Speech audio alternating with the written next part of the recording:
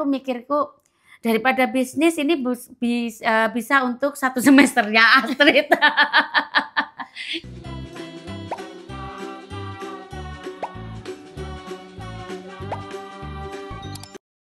Assalamualaikum.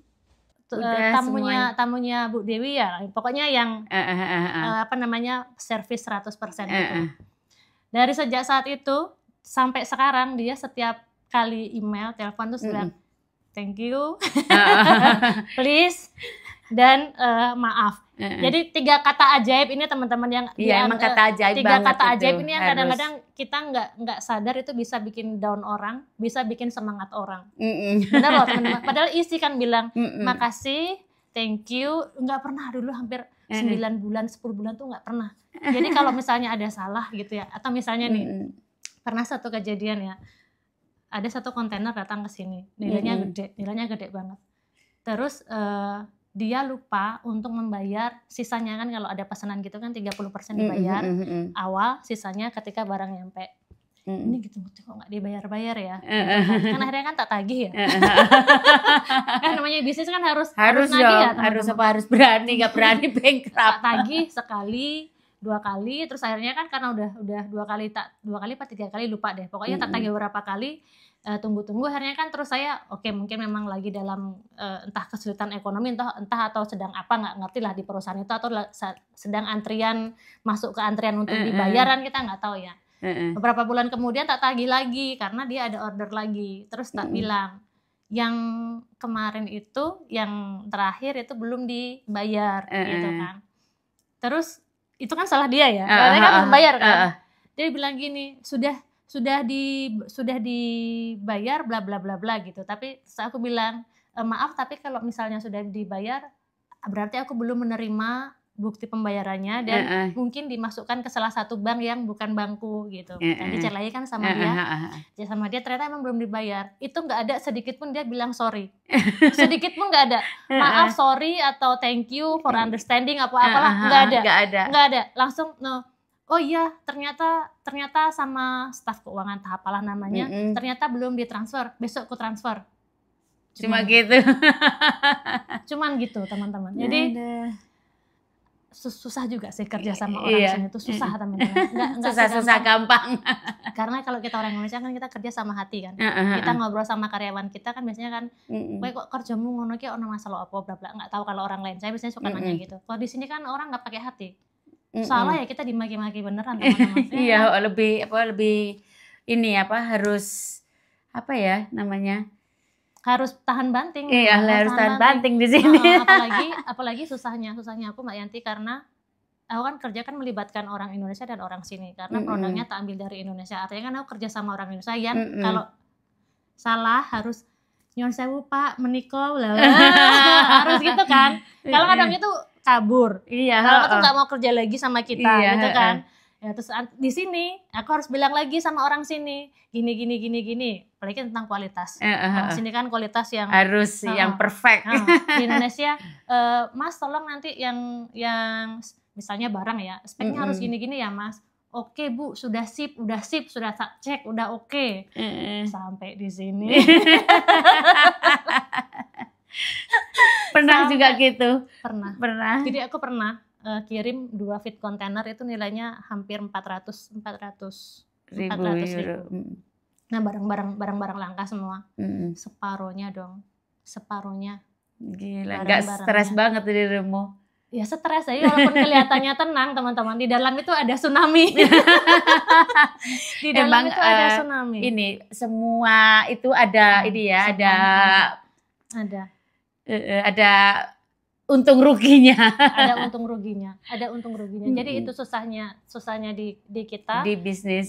Karena kalau orang-orang, apalagi yang untuk teman-teman yang mungkin punya usaha UMKM ya, yang pengen produknya dijual ke luar negeri misalnya, yang kualitasnya udah bagus, itu kita harus ngelihat bukan standarnya kita yang kita lihat, standarnya mereka gitu. Itu sering terjadi di aku, karena menurut mereka udah, Bu ini sudah standar ekspor, Bu ini sudah oke, tapi sampai di sini tuh bukan standar kita gitu loh. Jadi harus kita lihat standarnya orang. Untuk teman-teman yang mungkin di subscriber Mbak Yanti kan mungkin ada yang punya usaha kan. Jadi yang mesti kita lihat memang standarnya si pembeli, bukan standarnya kita. Dan kita nggak bisa naik gelem iki, naik ra gelem yo wes. Jangan. Kita nggak maju itu.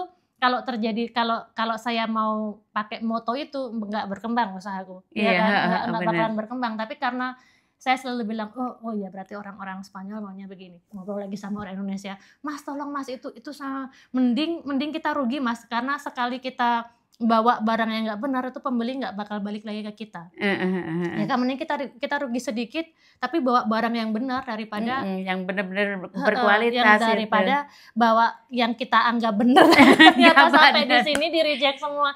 Saya nggak pernah cerita di vlog-vlog saya apa masalah-masalah, tapi salah satunya yaitu yang tak bilang pernah hampir separuh itu barangnya reject. Akhirnya balik atau gimana? Ya udah nggak kepake, ada di gudang. Karena kalau kita balikin ke Indonesia juga rugi kontainernya. Kontainer gitu. Juga mahal banget. Satu kontainernya tuh mahal. Ngapain kita balikin ke Indonesia? Ya udah di gudang, dan di gudang apa, makan space, nggak bisa dijual, gitu. Tapi ya orang-orang Spanyol kerjanya kadang-kadang kalau kita yang nggak tahan banting, kayak yang terutama saya karena nggak terbiasa dengan yang orang yang sok gitu. Dia halus banget. Awal-awal kaget teman-teman. Awal-awal kaget ya ritme kerja orang sini, cuman sekarang sudah used to. Sekarang saya sudah bisa kalau meeting ya, aku udah bisa teriak sekarang. Oh iya. Itu kemajuan kan.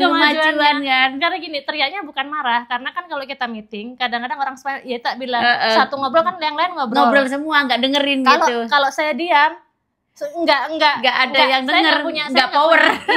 Saya nggak punya kesempatan untuk menyampaikan apa yang ada di pikiran saya. Akhirnya saya bilang, perdona por favor. Nadanya udah bisa tinggi. Kalau dulu aku nggak bisa. Tapi kalau sekarang ngobrol sama orang-orang gitu, terutama meeting ya. Kayak kalau yang misalnya, yang ini salah gitu kan, aku nggak bisa dong selalu diam terus mengiyakan, oh iya ini salah. Karena kadang-kadang enggak, iya harus gitu kan. Harus yang suaranya harus kita tinggiin. Lebih tinggi. Tapi memang berat. Berat ya usaha. Aku kalau sekarang usaha ya suami saja saya ngendel. Kalau aku nggak ada ngendel sama sekali, cuma aku ada nginvest sama suami kayak gitu. Ya sedikit-sedikit lah buat tambah-tambahan nyekolahin anak, karena di sini itu pengeluaranku cuma buat sekolah anak 4. Aku itu berat banget, kamu pasti tahu kan.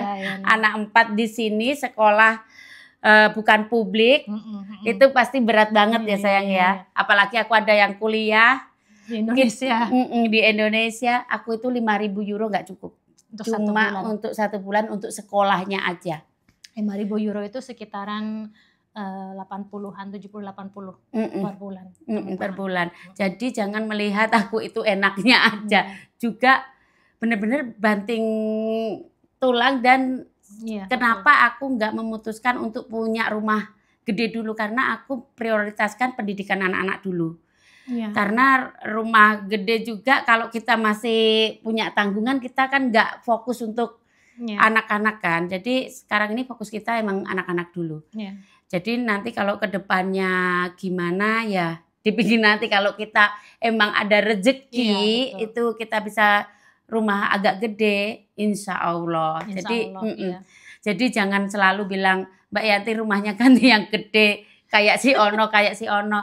Pusing teman-teman, pusing untuk memutar uang teman-teman. Bayangin kita harus mau nggak mau harus bayar 5.000 itu cuma untuk sekolah gitu. Terus belum listrik, belum kebutuhan hari-hari dan ini itu. Belum ke Indonesia dan lain-lain. Kita harus memikirkan semuanya itu. Uang untuk sekolah, uang untuk liburan, uang untuk masa depan itu udah harus terinci, nggak kita itu gak breh-breh gitu, tahu nggak maksudku? Tahu. Nyoh gitu lah. Gitu. Kita juga berusaha banget, karena aku emang kalau pulang ke Indonesia cuma pakai ekonomi aja di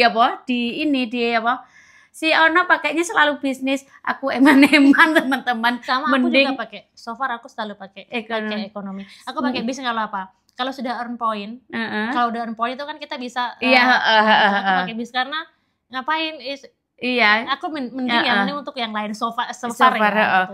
Soalnya aku mikirku daripada bisnis ini bisa untuk 1 semesternya Astrid. Itu mikirku itu masih benar. Aku nggak apa-apa susah-susah, yang penting anakku itu lebih dari aku, karena aku nggak suka banyak orang yang ngebully anakku. Kalau sekarang orang ngebully aku nggak masalah, nggak apa-apa. Tapi kalau anak jangan sampai dibully yang anaknya nggak pendidikan. Jadi nanti kan aku bisa bangga, walaupun emaknya nggak pendidikan, anaknya bisa sukses, bisa S1, bisa S2, bisa profesor atau apa kayak gitu. Siapa sih yang nggak bangga? Hanya seorang mantan babu paribasannya, iya kan? Seperti kita berteman aja juga masih ada loh yang bilang apa, Dewi Bobo kenapa sih masih mau berkawan sama babu? Gimana Dewi Bobo? Ya, itu kan dulu teman-teman. Walaupun sekarang pun dia misalnya satu rumah tangga, ya why not? Ada satu orang Indonesia di Soto Grande, tempat aku tinggal di musim panas, itu yang interna yang asisten rumah tangga tapi yang nginep di rumah majikan. Itu kalau dia libur dia ke rumah teman-teman. Dia ke rumah, memang saya jarang bikin video sama dia, tapi kalau summer dia datang ke rumah. Kalau Sabtu Minggu kan libur di sini asal rumah tangga, dia datang ke rumah, tidur di rumah, masak-masak kayak di rumah. Saya tidak merasa energi saya tuh kesedot terus, enggak, maksudnya energi terus jadi terus kepengen menjadi asal rumah tangga juga enggak. Iya, kan yang penting itu diambil aja positifnya, ya kan. Berteman itu yang penting nyaman, ya kan Dewi. Dan ini sekarang aku selalu panggil Dewi karena aku itu merasa aku itu lebih tua dari dia. Sumpah, dari dulu itu aku merasa aku itu lebih tua dari kamu. Aku mikirku dia itu masih 39 atau 40 kayak gitu ya. Di bawah aku gitu, makanya aku panggilnya Jangkar, teman-teman. Tahu nggak Jangkar? Tahu ya. Aku dulu pernah punya teman waktu aku sekolah itu di Jogja. Dia baru lulus S1 itu di UI. Kalau teman-teman nontonin namanya Farida, mungkin dia Fardani nonton. Jadi kan aku di kampus tuh dipanggilnya Prima, bukan Dewi, dipanggilnya Prima. Dia manggil aku Prim, dan aku emang tidak keberatan dipanggil itu. Udah 1 semester kali lebih mungkin. Itu waktu aku ngambil S2. Terus akhirnya pas suatu hari kita ngobrol-ngobrol, nggak tahu lagi makan-makan lah ya apa gitu. Kita tanya akhirnya, kamu kelahiran berapa gitu loh. Nah terus di antara satu kelas itu kan, kalau orang di zamanku itu kalau orang-orang ngambil S2 itu kan kebanyakan sudah kerja dulu baru sekolah lagi gitu kan. Nggak yang sekarang yang lulus S1 langsung S2 gitu kan jarang. Nah beberapa di antara temanku itu ada yang sudah bekerja memang dan sudah baru umur sudah banyak, jadi mix gitu loh. Terus ada yang fresh graduate yang masih lulus S1 langsung S2 gitu. Dia manggil Prim, nanya, kamu kelahiran berapa sih Prim gitu. 82. Dia kaget. Ya Allah, Ibu maaf. Jadi dari yang tadinya muda yang tadinya itu manggilnya Prima berubah jadi Ibu. Terus saya jangan manggil Ibu, panggil aja Prima gitu. Tapi sekarang manggil aku jadi Mbak. Jadi Mbak. Karena dia jauh banget, selisihnya sama aku tuh jauh banget gitu. Cuman ya itulah. Enggak masalah sih mau dipanggil Dewi, dipanggil. Yang penting lebih akrab gitu ya. Iya. Soalnya aku sama dia itu ternyata kelahiran 82 sama. Tua saya sedikit, cuma tua saya 3 bulan. Aku kamu April, aku Juli. Itu aja. Begitu ya. Terus kalau yang Mbak Yanti bilang rumah tadi, saya ngelihat sendiri di sini rumahnya cukup sih, nggak perlu. Rumah tuh sebenarnya tidak harus besar itu menjadi kesuksesan kita. Kalau Mbak Yanti mau rumah besar dengan nilai rumah yang ini, bisa dibeliin rumah besar, bisa. Tapi nggak di Barcelona kota.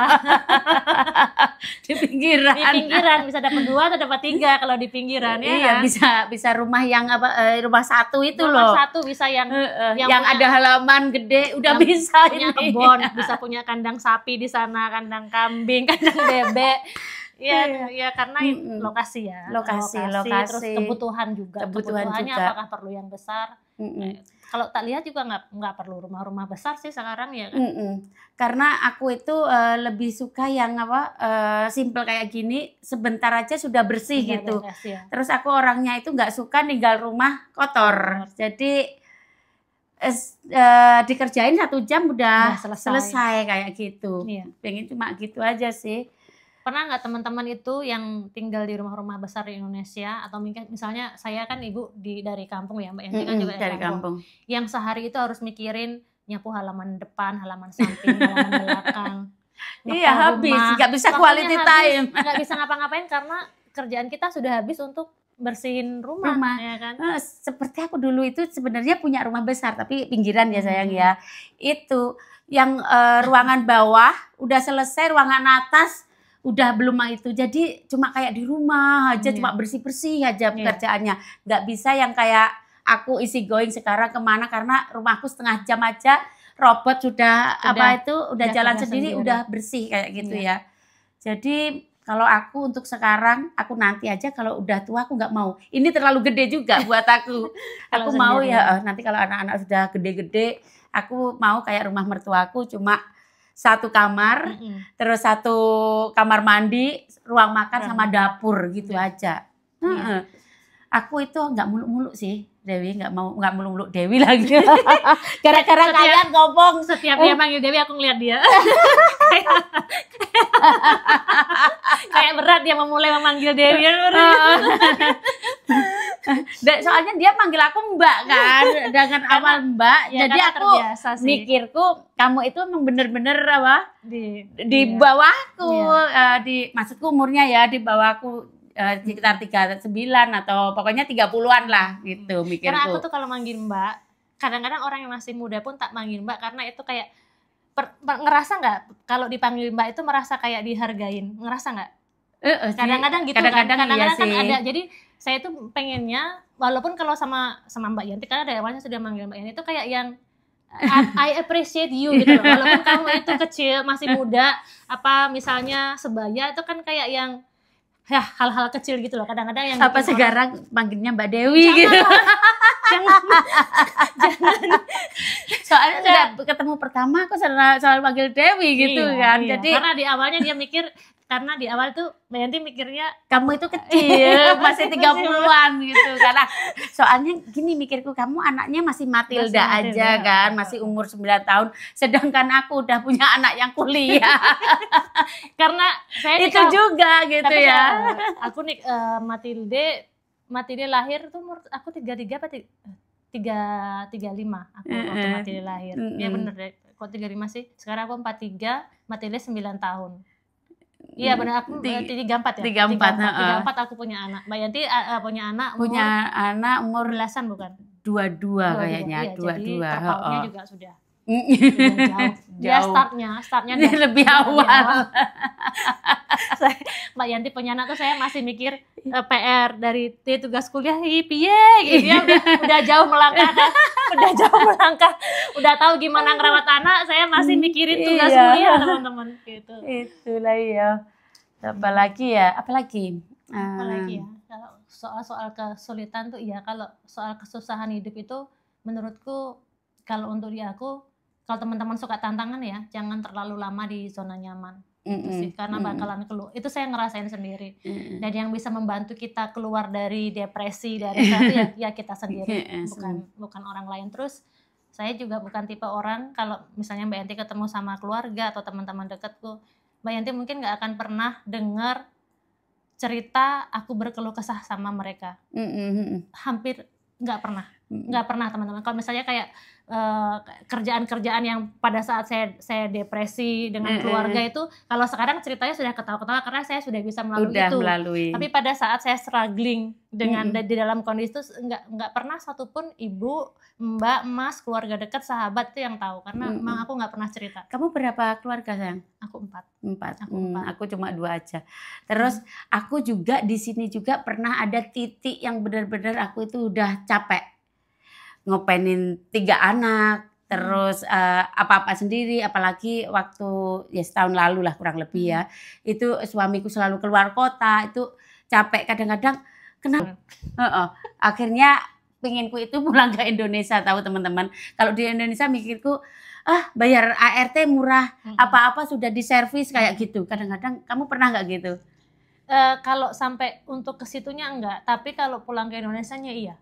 Pulang ke Indonesianya ya. For good ya, pulang ke Indonesia for good. Karena emang aku sama suami kan aku ada rencana untuk pulang ke Indonesia memang, tidak untuk selamanya.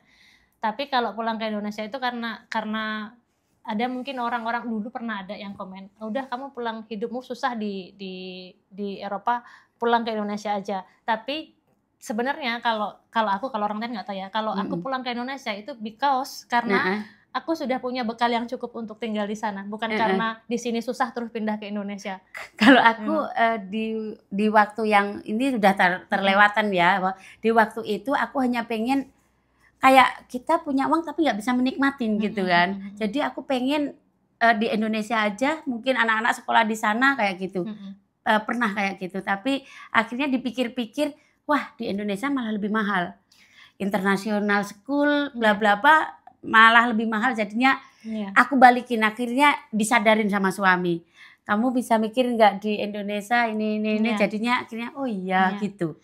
Tapi sebenarnya kalau kita yang married sama mix gini ya teman-teman, kalau kita mau menyamakan standar level hidup kita yang sama seperti ini di Indonesia, itu emang jatuhnya lebih mahal. Itu makanya kalau kalau teman-teman melihat pasangan-pasangan luar negeri dengan luar negeri yang pindah ke Indonesia gitu, kalau teman-teman melihat kehidupan dia tuh ternyata kurang lebih sama dengan di sini, itu berarti mereka tuh punya cukup banyak tabungan atau punya usaha yang menjanjikan yang bisa tetap menjaga kualitas hidup mereka sama seperti di sini.